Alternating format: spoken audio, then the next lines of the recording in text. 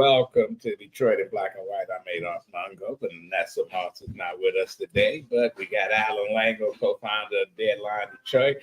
You enjoyed the concert? I did. It was fun. I mean, I actually have a few photos here from the concert. We got Eminem, and then we got Big Sean, and we got Fantasia, Melissa Etheridge, and Jelly Roll. Wasn't he on The Biggest Loser?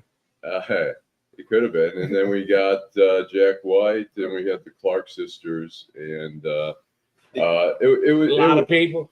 It was very cool. Yeah, there were 20,000 people there. Too many people. It was a pretty chill crowd, and to be honest, that park is very big. I thought it would be like that. There was plenty. You could have fit in another 20,000. It's a real nice park, and it has a train station. Got a lot of history. I happened to be. I've been in there when it was in a bad state when I was doing some work with Matty Maroon. Jim Nardone sitting in today. How you doing, Jim? Good morning. I'm doing fine. One of our contributors, since you are guest co-host today, Jim. We'll start with you. We're here at McShane's. We're here at Michigan and Trumbull. What is it? What do Vanessa say? Like, subscribe, share. We're on all the social media platforms. Instagram, we have our Telegram, Billy Graham, and Lindsey Graham. We on all of it. And we also have a website, Detroit in Black and White, where we house different things. We're on the YouTube channel. We're on Facebook, LinkedIn. We all over the place. And thank you for watching and listening to us, Jim. You're outraged. I want to start with a guy named Bob. As I talk, I'm trying to tell a little story. It won't be as good as your two stories, but I'm going to tell a little story. Bob is a guy that kind of had a rough upbringing. Bob started off as a young kid. He was in a crash. His dad car crash, lost his mom. Bob lost his mom when he was 2 years old. He had some severe head injuries. Bob overcame that. He was raised by a single dad, and Bob eventually overcame his challenges, and he went to college. He went to Georgetown University, and then he went to Yale Law School. And then Bob lost his brother, and I lost a brother, so I know at a young age. I think that was what affected Bob the most. And if you haven't figured it out yet, Bob is Robert Hunter Biden, right? Being a victim of the weaponization of our criminal justice system.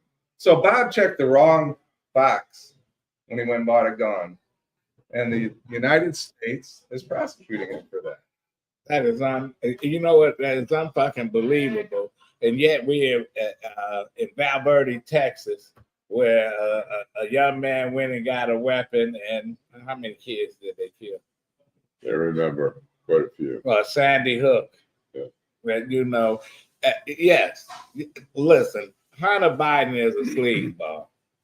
His brother left a wife, and then he got with the brother's wife. And the Kennedys do that. The Kennedys did that. But you don't prosecute him because he did that. Right. He was on drugs. Way, right? He was on drugs, and and here we got a presidential candidate, Robert Kennedy. He had his issues with drugs, and the families had their issues. So you're absolutely correct. Why are they prosecuting? Well, you know what?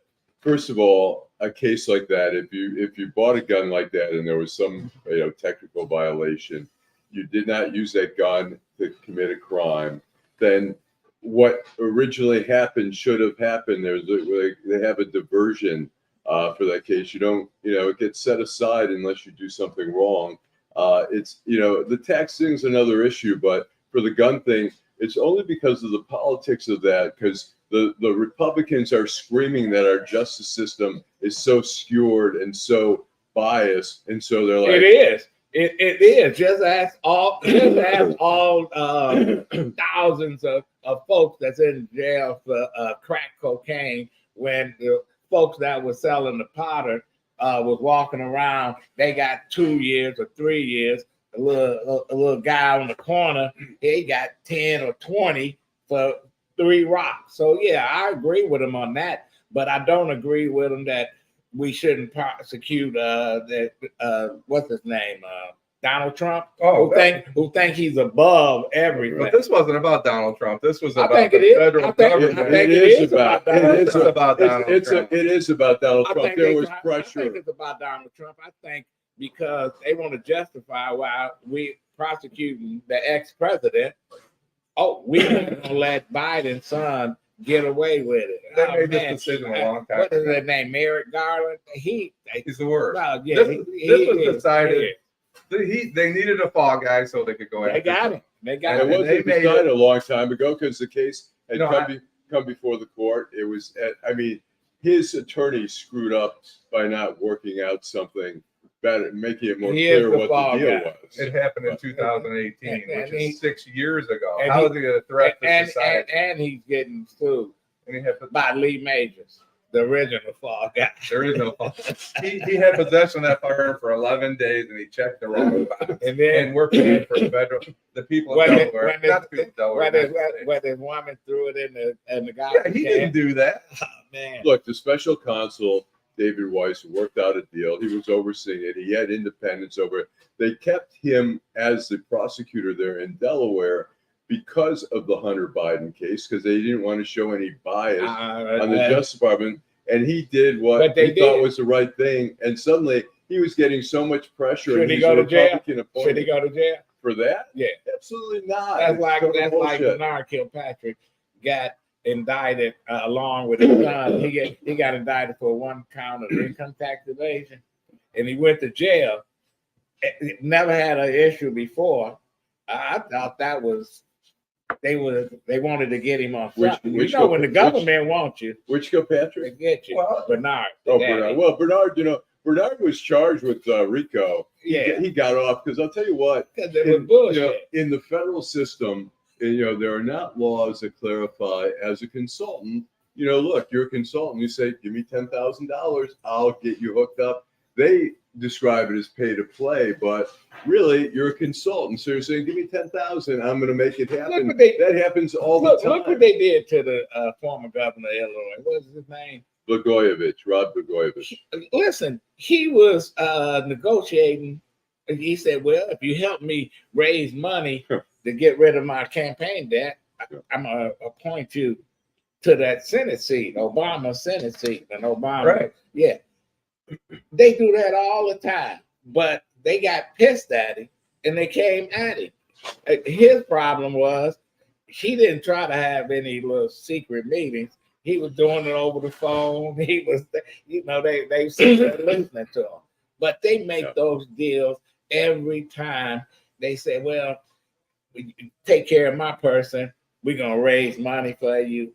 And nobody goes to jail. But when they want to get you, they get you. You asked Allan if he should go to jail. No, the answer is he should have never been charged with it. Right. And if he did, it should have been a $500, $1,000 fine, and should have gone away in 6 months. Should he go to jail for his tax charges? That's no. story. No. Why are we sending people to jail for financial things? Why are we sending people to jail? Because they used to have debtors present, and they still, to a certain extent, they still do. So we were talking a little bit about Kwame Kilpatrick. You know what? What Kwame Kilpatrick did should have been a civil fine. They should have said, look, we'll give you 2 years in prison, and you pay. He went the money. Kwame or Bernard? Kwame. No, Kwame should have went to prison. Why? Because he lied under oath. Because he took bribes. Not 28 years. Not 28. That was. Not 28 I'll tell you what. Is that why he went to jail? Because he took bribes. He took or because bribes. he lied under oath. He took bribes. He rigged contracts to get Bobby Ferguson. But he did a lot of. He looked. But I'm going to say this, and we can debate another time. Bobby Ferguson was not his friend when he got elected. Bobby Ferguson's father had a company since 1970, 60, 70. Yeah. And so, but him and Bobby got close. But every time you see the headlines, his buddy, whatever. Kwame took money because, doing business in the city, you had Pete Carmanos, you had Dan Gill, and all of them they went and wasn't that a bribe that they gave Kwame money to leave? You can technically call that a bribe. Well, I'll it was give you above. 50 It was grand. all above board. It wasn't. But it's Kwame still was a fucking prison bribe. because he fought the government. No, I think it's bullshit. But I'll tell you something. Yeah. Here's something. I wrote a column in 2018. Kwame was sentenced in 2013, 28 years. I wrote a column. I said, but 5 years later, something, 28 years is still ridiculous, and I explained why. And that column, after Kwame got out, I called him and he started laughing. He goes, "Man, I wanted to call you to thank you." Said that column got passed around to the White House with Jared Kushner, and it opened people's hearts because they saw somebody other than us. Somebody other than us. So they're going to let him out the take again.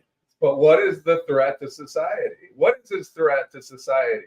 We got to hear his bullshit. That's his threat. Allan. All right. And then, by the way, we have our next guest when we're done. We have to do the commercials. Is Paula Tutman from WDIV, who's been a fixture there for quite a long time. We're going to have a lot of good questions and conversation. But anyways, my bitch is that they had a hearing this past week, and Marjorie Taylor with Dr. Fauci. The whole idea was to get Dr. Fauci to have an intelligent discussion on what we did wrong in the pandemic, what we can do better in the next pandemic, and lessons learned. Instead, you got Marjorie Taylor Greene just being a total jerk, Jim Jordan being a total jerk. I have a little bit of a... You think that's appropriate? Do the American people deserve to be abused like that, Mr. Fauci? Because you're not doctor, you're Mr. Fauci in my view. I want to join my colleague from Florida in apologizing to you that some of our colleagues in the United States House of Representatives seem to want to drag your name through the mud. They're treating you, Dr. Fauci, like a convicted felon.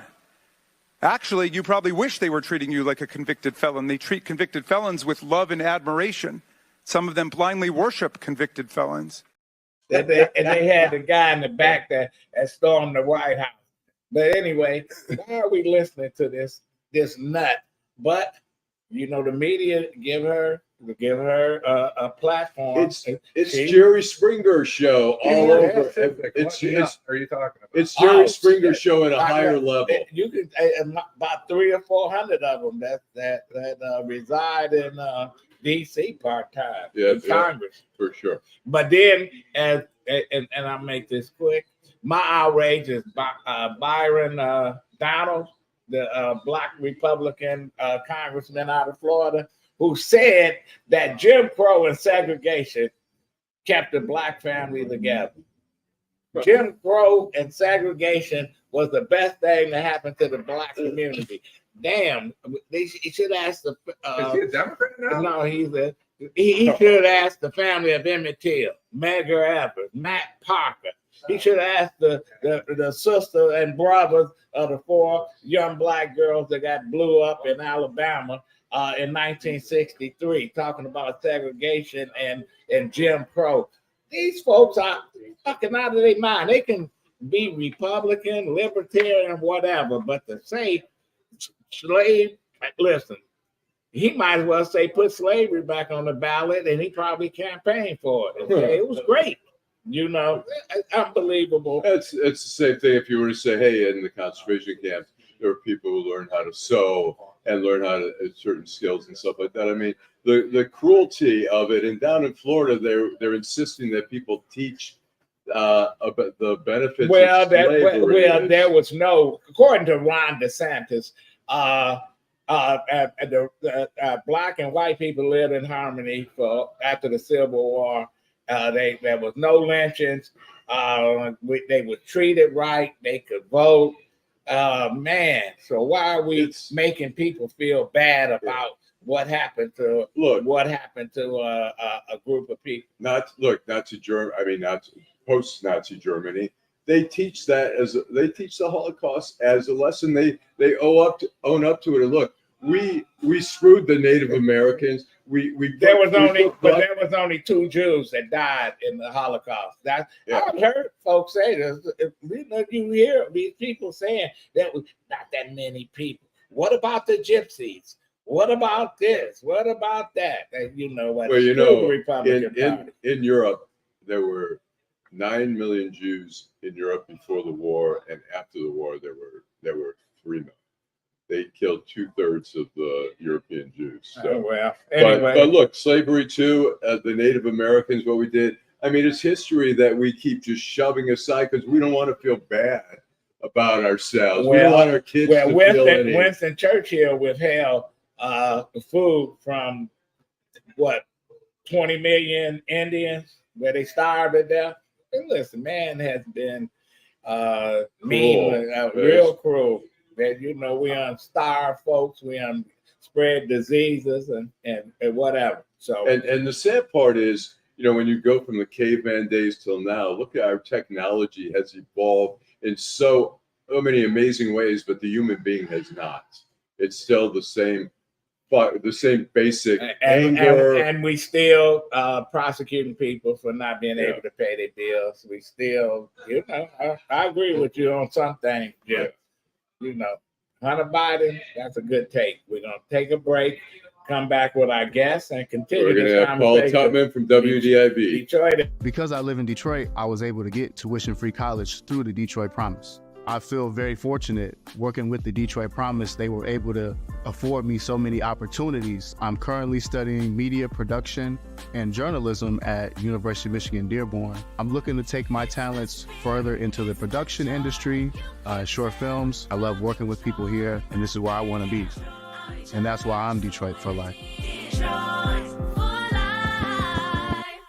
Hi, I'm Eric Sabri, your Wayne County Treasurer. If you're living in the home of a deceased family member and you're facing property tax foreclosure, the probate process can be helpful to you. If you file a probate petition and notify our office, the foreclosure proceedings will be halted during the probate process. Contact us at 313-224-5990 or email us at taxinfo@waynecounty.com. We're here to help.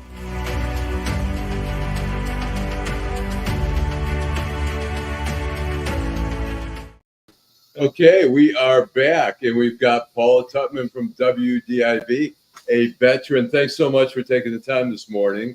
Thank you for inviting me. So, Paula, you... Oh, no, hold on, wait a minute. Thank you. Whoa, wait a minute. First of all, you're in a bar, and I don't have on lipstick, so I'm a little concerned. And who the heck wants to hear about me? Go back to your last 5 topics, including history revisionism, Marjorie Taylor Greene, Kwame Kilpatrick. I just made a list. I think we should just keep talking about that. Screw talking about that. We can. We will. But let's talk about you a little bit, and we can jump back into that because it'd be great to hear your thoughts on that. Actually, I'm still a working journalist, so I can't give my opinion. So you can shortly. We've had Joe Perkins on since So you came to WDIV in 1992. Is that correct? I did. Obviously, I was 6 months old. Yes. Or 16, as they say on the website there. And so you came to DIV, but you also you were a Peace Corp baby. Tell us a little bit where you started out and how you got here in Detroit. Thanks for asking. First of all, thank you for having me. I'm appreciative. I'm appreciative of the interest. I'm a Peace Corps brat. So my father was. This was in the 60s when people weren't, really traveling overseas as tourists. Most people were doing it in a government or an official capacity. This is before jets. This is when they still had planes. I was 6, I want to say. My father was in-country director for Sierra Leone, and then he became country director for the Peace Corps in Tanzania. So we lived in Dar es Salaam. I had a great childhood, you guys. I did. I traveled. I lived in other countries, and I got to see how other people lived and how we were truly global children as opposed to, just this country or this country. I can honestly tell you that I have witnessed lions mating on the Serengeti, and I've been chased by elephants, and I have seen butterflies with the most amazing colors. My parents climbed Kilimanjaro. I mean, we had a great childhood. Not everybody does. I had great parents, and it really led to a great adulthood. To answer And your did second that, question, all that exposure, all Say it that again. exposure, did that steer you toward journalism, or No. how did you get there? No, I stumbled into journalism accidentally. I actually wanted to teach disabled children, and I was teaching at a private school in Maryland, which is my ancestral home, and I loved the kids and hated the parents. What part of Maryland? I'm from the Baltimore area, Prince George's County, Baltimore area. So our ancestral farm is in Prince George's County. I lived and worked in Baltimore. But I knew I didn't want to. I figured, oh, you know what? I don't want to do this teaching thing. And so I ended up moving to Tennessee and trying to figure out what I wanted to do. I thought, well, you know what? I like people. I've got good people skills. Maybe I'll get into public relations rather. And I met a woman named Martha Renshaw, who was working on resumes. It's before laptops, so you still had to go out. You guys probably remember this when you had to send out to get your resume done. And looked at my resume, and she said, you're wasting your time trying to get into public relations. She said, true story. She said, with your face and your voice, you need to be in broadcasting. I grew up in a family where we were not allowed to watch television. Oh, I had wow. never even seen a news program. True story. Never even seen a news program. But she introduced me to an anchor pal of hers, Mike Thurman, who introduced me to his news director, introduced me to news director. And 3 months later, the first news director hired me. And the very first time I ever saw, true story, a full news story, I was in the newscast. What did you think of that? I thought it was fascinating. I thought it was amazing. And I love learning. I'm a reader, I'm a studier, I'm a nerd. I don't look like a nerd. So a lot of people are surprised when they find out I'm a nerd, but I'm a true nerd. And all of a sudden I was being paid to learn. And I'm also nosy. And so I was being paid to be nosy. It wasn't easy. I started in Knoxville, Tennessee. It was the 60th market. People were not kind to me. I can remember one of my coworkers saying, he didn't believe I belonged to be there because I hadn't paid my dues. And I remember saying to him, who the hell is the banker? And trust me, as a Black woman, I paid more dues than you will ever pay. So I had to really fight. I had to, but I learned the craft. I loved the craft, and I learned it well, and then got the hell up out of there and kept going. And have only looked back recently as I'm about to retire. How did you get to Detroit? Great job offer, bad marriage. I was in a horrible marriage. I wanted to get out, and I needed to be far away. And I remember I'd been getting Where phone were you? calls. Pardon me, I was in Baltimore. You were in Baltimore. I was home. My parents would call. My father would call and say, please don't wear that shade of green on the air. And my mother would call and say, why aren't you wearing a hat in the snow? I mean, I was home for all intent and purposes. But when I decided, That's how I got to Detroit. I came from Maryland. I left a marriage and came right back here. Yeah. Something about Maryland and Baltimore. Well, I love Maryland and I love Michigan. I think looking back, I think it was 5 stations had offered me jobs, but Detroit was going to pay me the most. And I was about to be single. I had to be able to take care of myself. And I remember my father begging me not to come to Detroit. He said, I don't want my youngest daughter, who's about to be single again, to live in Detroit. And I said, we would get into arguments, and I would say, Daddy, you know what? Don't talk to me about this anymore. This is where I'm going. But here's the thing, fellas. I've lived all over the world. I've traveled, like I said, I've had a great childhood, but my feet have always tingled. And I remember getting off the plane and doing the interview.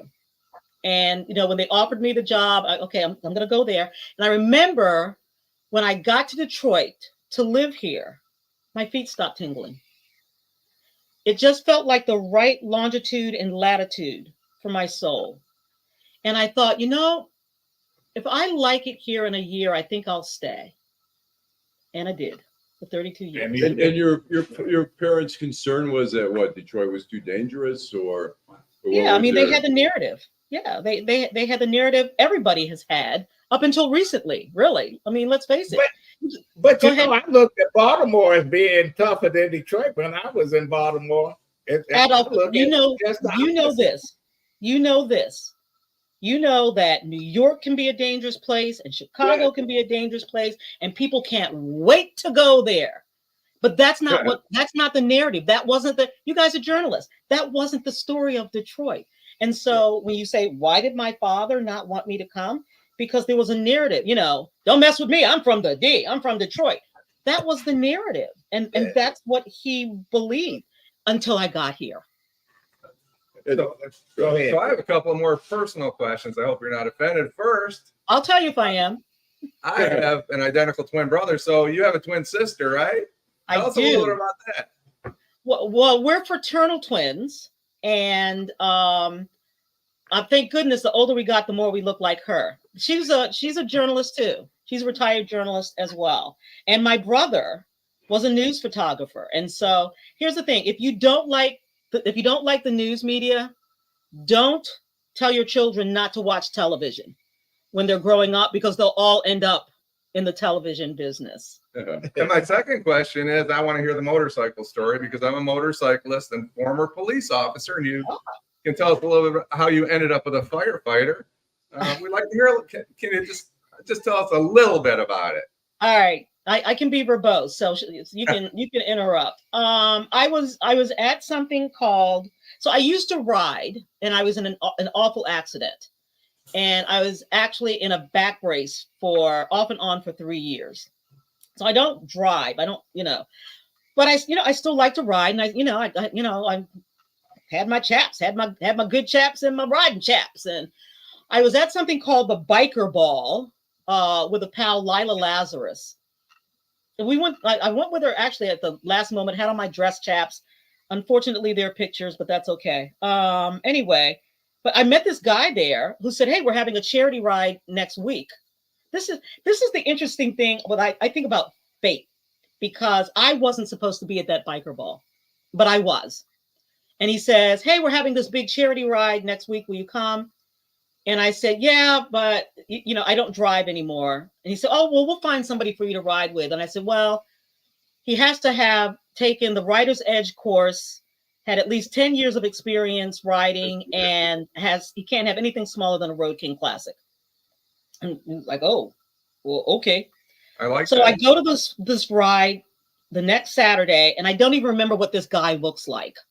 Hey, does anybody know Carl Cuss? Anybody? Da da da da da da. Yeah, he's over there. He's over there. He's over there. He's over there. And I walked up to him and I said, "Hi, I'm here. Do you remember me?" And he said, "Oh yeah, let me get your guy." And he says, "Hey, Menifee!" And it was slow motion. This tall, gorgeous hunk of human being with arms the size of my thigh, with a wife beater shirt and a tattoo and black leather chaps and a skull cap. And I just looked up and I thought, he'll never be interested in me. And he was. So what kind of bike? It had to be an Ultra Classic. Road King Classic, anniversary edition. So Paula, let me ask you this. So you've been at WDIV since 1990. That's more than 30 years. Yep. What's changed over those 30 years in terms of TV journalism? Oh my gosh. Oh my gosh. How am I going to be succinct for this one? Well, I mean, the technology. Yeah. So start with the technology. When I got there, I could do everything. And these days I can only do my job. We're specialists. The technology is so different. Just the gear. Open access to email. I know that email's been around forever. No, it has not. The way we communicate. We used to have to go. Remember, you guys are journalists. Remember the crisscross where you had to look up a name and then you had to find the name and then look up the address and then you do the crisscross. Yeah. You didn't just type in names and then you could find anybody. Research is so easy. You had to go to the library. You had to go to the library. Old articles and stuff. Yeah. Absolutely. You actually had to read books. You couldn't just scroll on your phone. I will tell you what I'm concerned about. I'm concerned about two things in particular that are huge changes. One is AI, because we don't understand the controls, and it can take the place of interest, curiosity, and the work it takes to learn. You can just type something in and then you can get information. And I don't really see the controls to check that information. And so fact checking becomes very difficult. But part of the whole idea of being a journalist is that you don't mind doing the work, the hard work, and the research, and the thinking, and the learning. You don't have something answering questions for you. But the other thing, and this is a topic that it's very similar to what you guys have been talking about. And as journalists, you understand that there is a difference between truth and balance. And the lines with balance have been blurred with deliberate work to misguide people. So misinformation, which is you just got it wrong, and disinformation, which is a proactive attempt to mislead people. So that's disinformation. Didn't it used to be that journalists, they did the news, they reported the news, you didn't really know their political affiliation, etc., unless you knew them personally. Nowadays, you get folks that's on the air and they like this person or they don't like that person. It never happened when I was started out. You had to be fair and objective to who you were covering. Even though I might not like Jim, but I'm not going to trash Jim in the story. So let me challenge you on that, because that was before disinformation and the politicizing journalism. I mean, take a look at Newsmax and Fox TV. They don't even try to tell the truth. They don't even try to tell the truth, but they have legions of people, and that's the only place they're getting their information.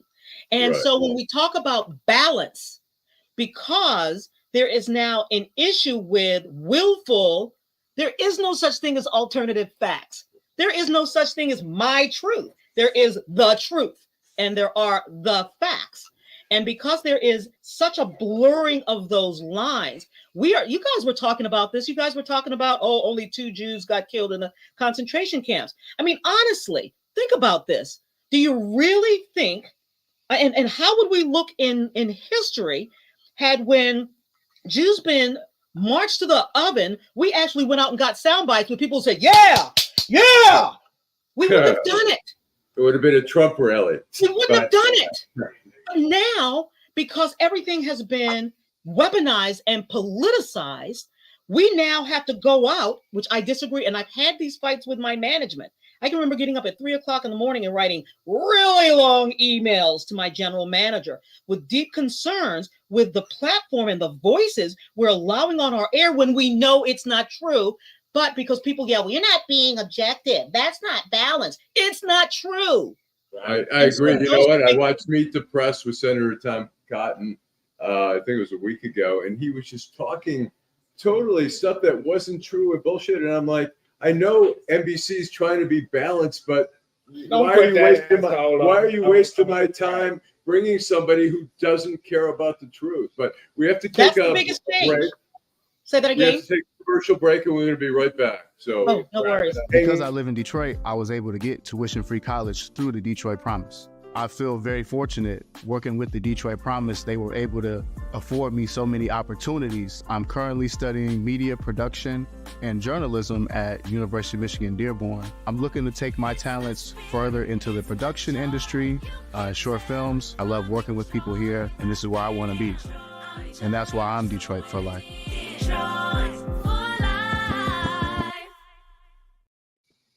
Hi, I'm Eric Sabri, your Wayne County Treasurer.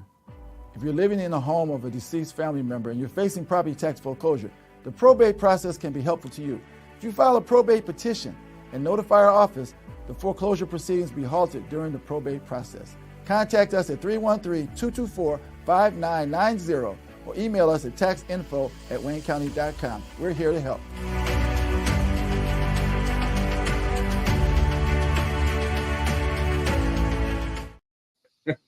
All right, we are back. Go ahead. Yeah, I want to know a lot of questions. What is your biggest story? One of your favorites, or one you didn't like? Oh my gosh, whew. So many. You know what? I was making a list because I was thinking that I was going to, do a big post on my last day, and then I thought, it's too long, and who cares? I'll just say, let me give you kind of the overarching. I've been caught in the middle of 2 shootouts. I've been attacked by dogs 3 times. I've had to protect a photographer from 2 dog attacks, but only because they could run faster than me. I've actually flown, not just ridden, but flown an F-16. That was fun. I've witnessed the polar bear migration in Churchill, Manitoba, the Canadian subarctic. That was good. Oh, wow. That was really good.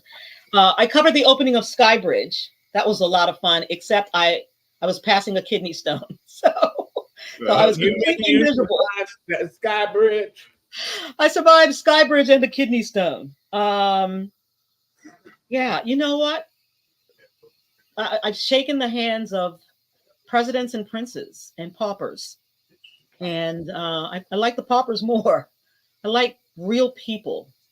When did you decide it was time to go? I didn't. The buyout did. Okay. So the station offer. I love my work. I am inspired by it. I haven't always loved my job, but I've always loved the work. There is a difference. But I love going out and meeting people. I'm nosy.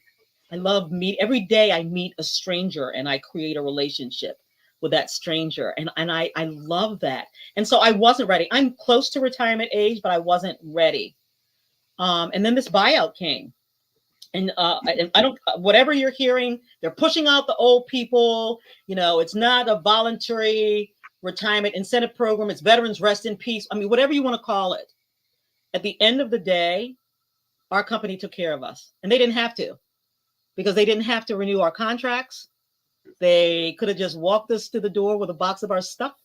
There are a lot of ways that they could have done this. At the end of the day, journalism is changing. The model is changing. They're spending a lot of money on a certain group of people. When I saw that deal and I said, I'm not taking it. And within 3 days, my agent, my husband, and my financial advisor basically said it would be fiscally irresponsible for you to stay. And I took a buyout from the Washington Post in 2008, and I get a pension from Graham Holding, which is where you'll be getting your money from. We used to be a Washington Post company, remember? Yeah. And so the Grahams now, basically what was happening is that their pension was overfunded. Yep. So they were able to do, the year I went, there were 130 people who took buyouts. They had all of them. It wasn't costing anything out of their budget. They just took it from an overfunded pension.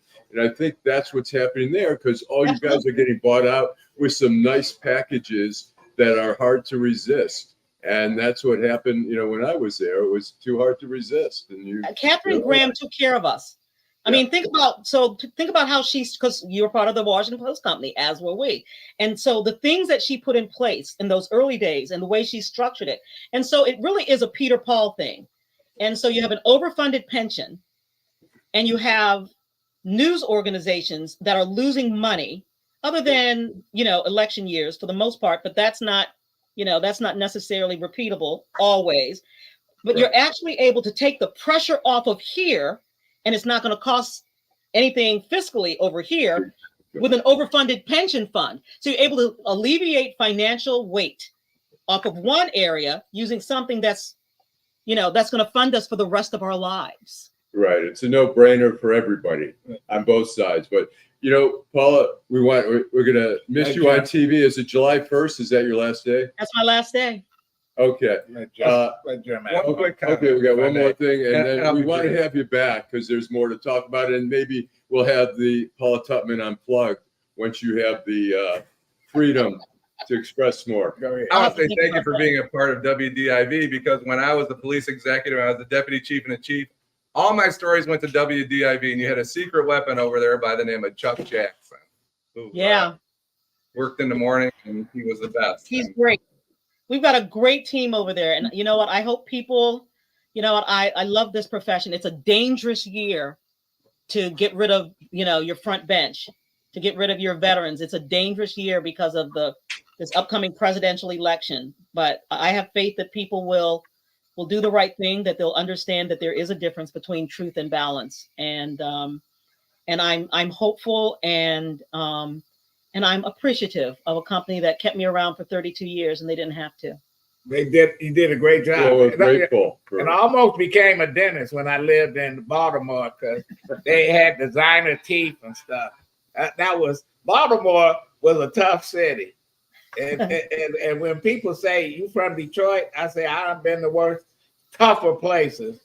So we're glad that there's you came similarities. But I lived in DC. I used to love to go to Baltimore, and there's similarities in the good and the bad of both cities. You could feel the edge from Detroit. You could feel the edge of Baltimore. But there's also some greatness in both cities. But you came here and you conquered this scene. A great job, and thank you for coming on Detroit in Black and White. Yeah, we're going to have you back, definitely. Thanks for having me.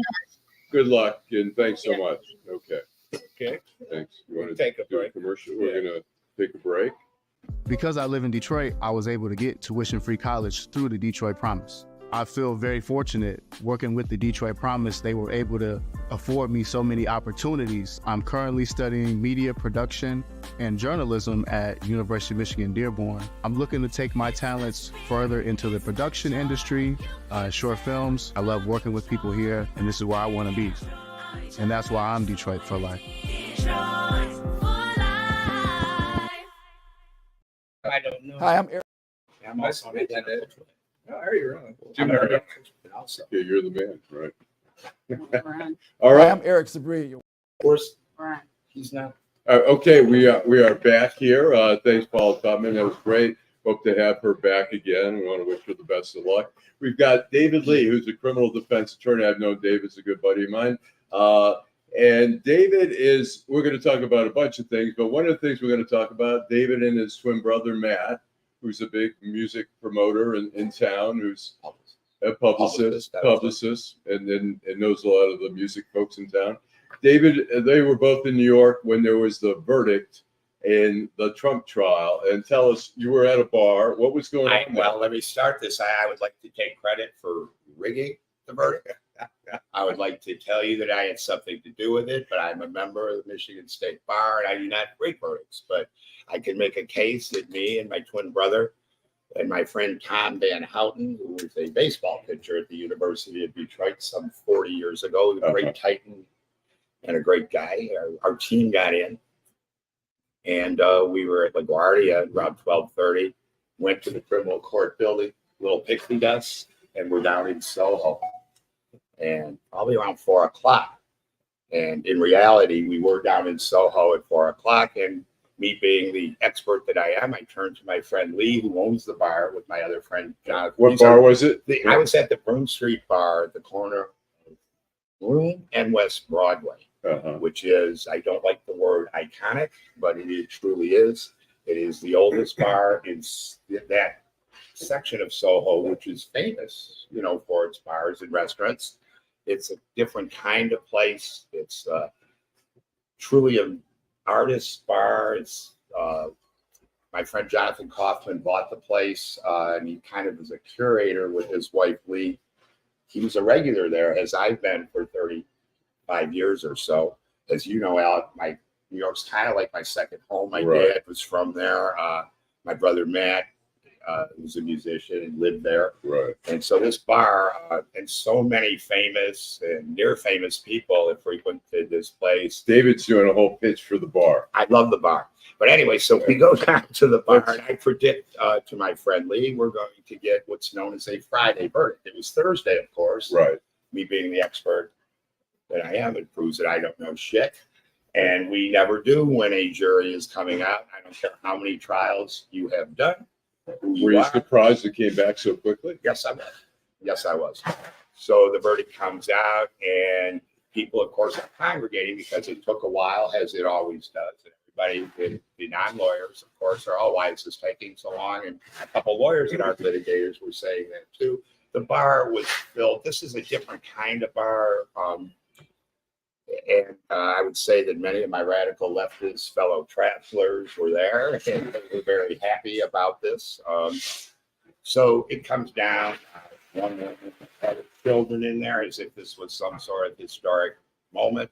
I got to compare it to, all the, where were you then? I remember being in the Windsor Casino for OJ. I remember it being 5 years old when Kennedy was shot, John Lennon and Howard Cosell in my senior year of college. I think that's going to rank. Right. So the verdict comes back. The counts are coming. Yeah. And they come seriatim. 1, 2, 3, 4. And I have to say, most of the bar was cheering pretty audibly. I thought I had film guys. I did not. So they were cheering pretty audibly. And my friend Lee, of course, grabbed some champagne. And the champagne was flowing freely and for free. Yeah. How many people were in the bar at the time? I would say about 100. It's 4 or 5, but it's getting crowded. And remember, there were horns honking everywhere. In the city? The problem is, I don't know, because the Broome Street Bar is right near the entrance to the Howland Tunnel, and horns would be honking there anyway. So can I ask you a question? Sure. Why are we reacting this way? What does it say about us? I think that it's a problem. I really do. I think part of my problem, and part of the people that stand where many of us do, is we're not taking the time to understand why America's most famous cult leader is so important to his followers. Okay. I think it's interesting what these decisions say about us as people. Are we any better than the guy we're talking about if we're behaving this way? Oh, no. On so many levels, this is really, really sad. But on so many levels, it isn't. Without going into a deep analysis, This is a man that is used both the civil and criminal justice system for his own gain for a long, long time. I don't have to bore you. No, I just think it's interesting. I think the psychology of it is really interesting. It certainly is sad in a divided nation. We have 3 more of these, in my opinion. I think that this case should not have been brought. I think, from what I can see, I think these were campaign finance violations that should have been indicted federally, either in the state of New York or wherever the venue or. So you're saying this charges should have been brought, but people are still celebrating. Maybe should not have been. I think that for these type of minor felonies, I don't believe, and I know people are joking, I don't believe that he should go to jail.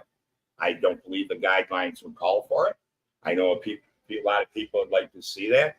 I know that it's easy to point fingers at this guy because he's already told us that he's going on a revenge campaign, and we know that. That's sad. And I think it's really sad. Scary. It's scary. And sometimes when I'm sitting here joking around about this stuff, it probably doesn't make me any better. Maybe I'm taking a perverse delight. But is that the way is that what society is becoming? No. Let me be honest. This bar, given where it is not a microcosm of America. It has nothing to do with anything we're even about here on the corner of Michigan and Trumbull. Although it's starting to kind of look a little bit like New York. We're very, very far away from it.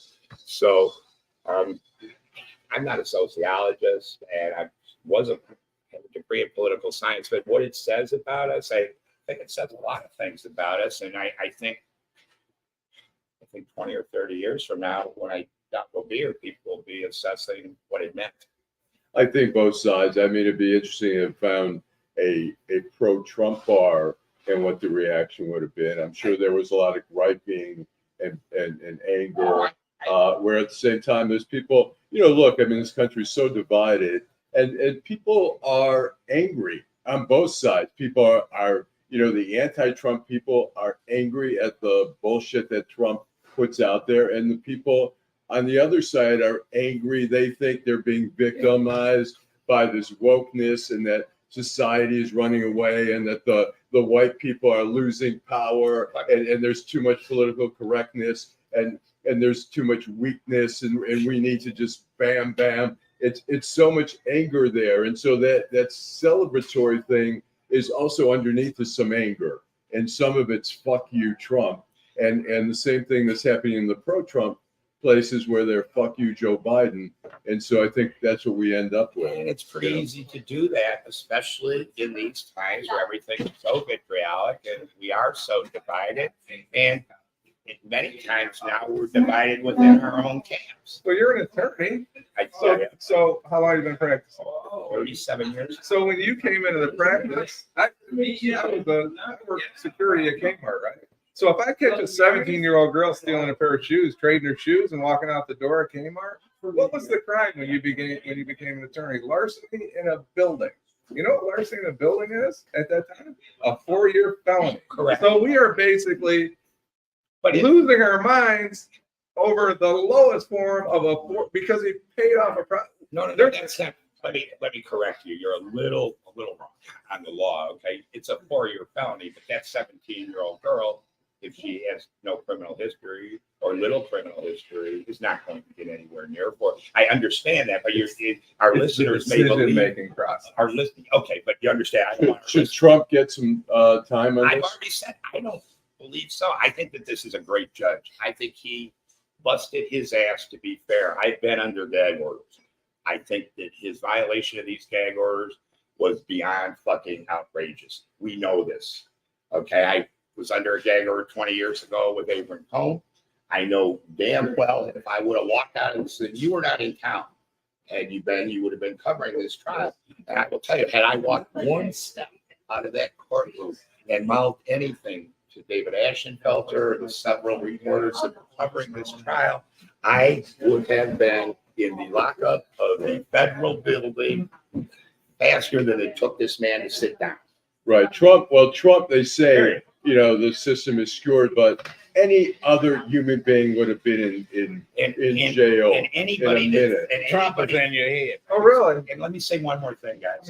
Anybody that thinks that this has anything to do with free speech in the Constitution better read it, because this is absurd. This is ridiculous. I don't care what your politics are. I don't care who you are, where the fuck you come from, or what you do. All right. So, I have a question. yeah, go. Listen, your brother's a music producer, right? No. He's a publicist and an ex-musician. Okay, well, he produced music. He's produced records. Why wasn't Kid Rock over there? I will not talk about this today. Why wasn't Ted Nugent You're over there? friends with Kid Rock. Right. At one time. He a piece of shit.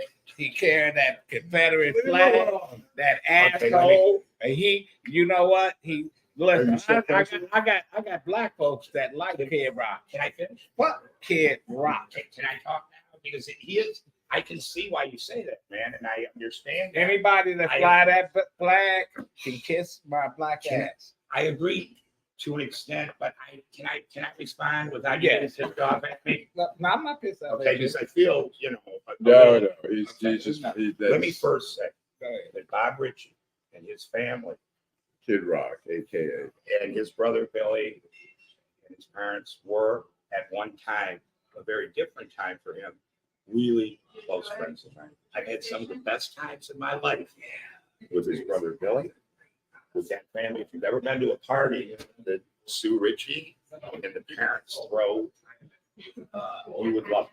So I'm not going to sit here and piss all over the guy. I've been given, the only time I'll talk about this is electronically, because if I do it in print media, it's going to get cut up. Several of us have been getting calls all the time to the pieces, and I won't do it. Now, have I talked to him in the last 20 years? Probably not. I have friends in his band. I have friends on his crew. They live in Detroit. They're Detroit musicians. Believe it or not, some are black. How they can perform at something that's akin to a pump rally, I agree with you. This is the reality of the music business. And Kid Rock got a award from the NAACP. And Wendell Anthony told me he has a black kid.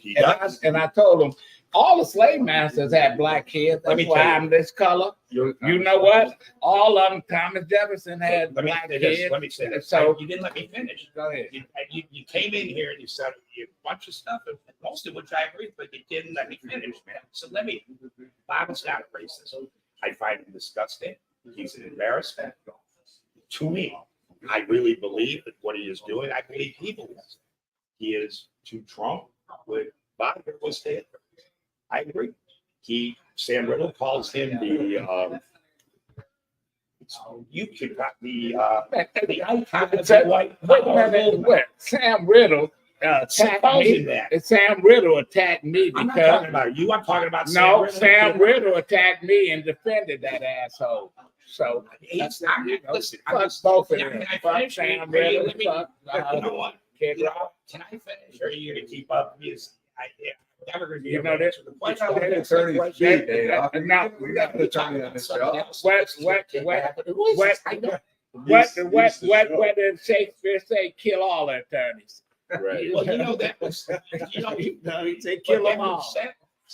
That was said by someone that was trying to overthrow the government. They say if you kill the attorneys, you're protecting. And no question. But anyway, we're glad you came on. Can I say this? But really, when you came in, I thought we were going to have to call 911. You're done with this conversation. I think you give Richie. I think you're missing part of the point. I think part of the point is he's doing it intentionally because he loves. Like you talk about the music business, the music people. But you know what? Go, right? But you know what? I didn't really care about the what was happening at the train station. But I did understand when they announced the lineup and they said Detroit. I said, "Where's Kid Rock? You know, Where's Ted He knows what Nugent?" he's doing. Right. I said Eminem. I've never liked Kid Eminem, Rock but was never even considered. I like Eminem now. Eminem is my man. He's my man. You gotta watch. I'll tell you, in He's my man. 2017, Eminem put out a video, an anti-Trump video that is so powerful, so good. But anyway, So that's why you like him? David, I think we're wrapping it up here. How about you? Folks, I don't think I'm coming back. You can come back. I'm not sure you've been You invited come back. back. I'm not sure. Where you go to high school at? Pardon me? Where you go to high school? Southfield High. Yeah, when we was there in Southfield High, they didn't know what was that. You know about me. You know nothing about me. You don't know where I said. You don't know me. It's like a Jerry Springer show. You don't know me. You know less You don't about know me me. than you do about yourself, sir. Unbelievable. And I love your work on the Channel 4 there. I love it, but you know very little about me. I don't want to know. Well, you're stereotyping. You know why you're stereotyping. You're telling Where me. you go to law school? I went to Wayne State University. Oh, that. Wayne State's a Where very did you- good where did you- school. where did you- I didn't go. I know. Wayne State's a very good school. He's good buddies with Sandy Block. Who was that? One of my closest friends from You know, law it's school. good- and a good really buddy good of mine. lawyer. Yeah. You didn't ask me where I went to college. Where you go to college? The University of Detroit. Oh, And you know this was on a proud time. He's a big Titan fan, big Yeah, Titan Titan. I supporter. played there. That might I explain it played all. there, and I went there. I still go there. I want to invite you to the corner of 6 Mile. Let me finish because I'm going to invite this man to the corner of 6 Mile in Illinois I got picked up there. for a Titan game, and we're going to have a drink, and we won't talk about It'd Kid Rock. and you'll- be 3 people there.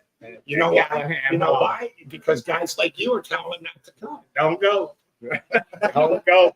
Do not go to UD. They took the Sisters of Mercy money, but they want to take their name off of it. Fuck this guy, folks. Okay.